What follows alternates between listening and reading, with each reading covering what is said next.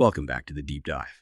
Today we're taking a different kind of journey, not just through sources, but through, well, sacred space and time.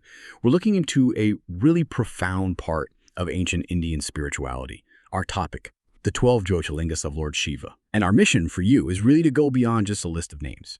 We want to take you on a kind of virtual pilgrimage, explore these incredibly sacred sites. We'll try to unpack their deep spiritual significance, understand the core idea behind them, and maybe see why they still resonate so much today. And everything we're discussing, it's drawn from the ancient Hindu Puranas and related texts. They're really the foundation for understanding all this. Okay, let's unpack this. Right. And to really get the Jyotirlingas, we first need to understand the term itself. What is a Jyotirlinga? Well, according to the Puranas, it's a very specific manifestation of Lord Shiva, usually in that sacred form, the Shiva Lingam. And for anyone unfamiliar, the lingam isn't really an idol like you might think. It's more symbolic, representing that formless, creative, sort of transformative divine energy.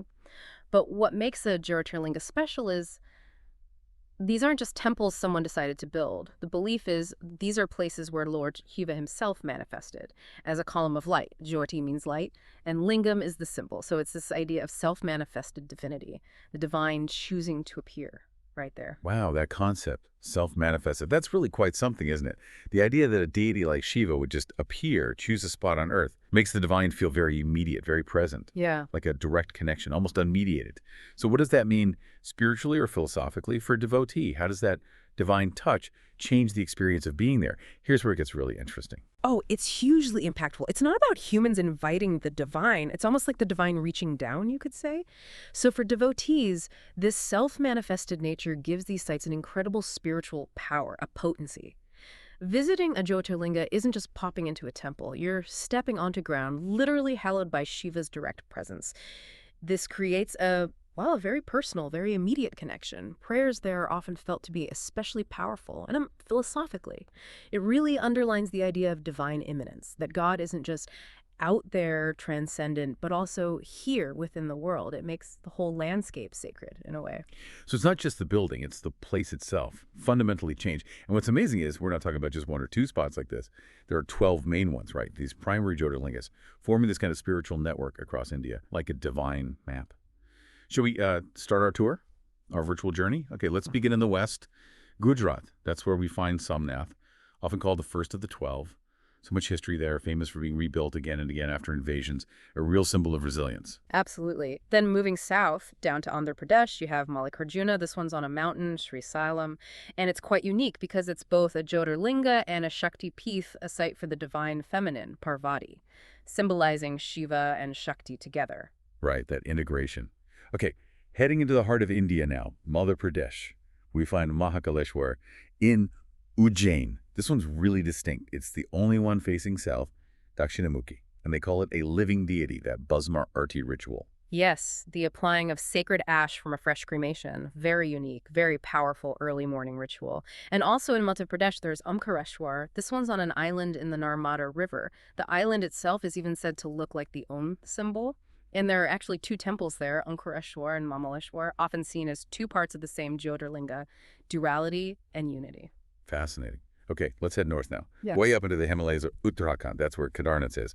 Incredible setting, majestic, sometimes really harsh, tied to the Pandavas from the Mahabharata, right? Shiva's presence in that extreme environment. Exactly. Such a powerful location. Then, coming down to the Deccan Plateau into Maharashtra, we find Bhimashankar. This is linked to the source of the Bhima River. The lingam here is described as quite large, robust, another Swayambhu self-manifested one. Okay, and further east, Uttar Pradesh, the big one, really, Kashi Vishwanath. In Varanasi, one of the oldest cities anywhere still lived in. And the belief is just seeing this Jyotirlinga can grant liberation, moksha, freedom from rebirth. A very central site. Now, staying in Maharashtra, there's also Trimbakeshwar. This one's interesting visually, too. It's represented by three small lingams in a sort of depression, symbolizing Brahma, Vishnu, and Shiva. Plus, it's the source of the Godavari River. 3 in 1. And eastward again into Tarkan's forests, we have Vaidyanath. This one's strongly associated with healing. And the legend involves Ravana trying to take Shiva to Lanka, but ending up establishing the lingam there instead. That's the story, yes. Now, back to Gujarat for the second one there, Nageshwar.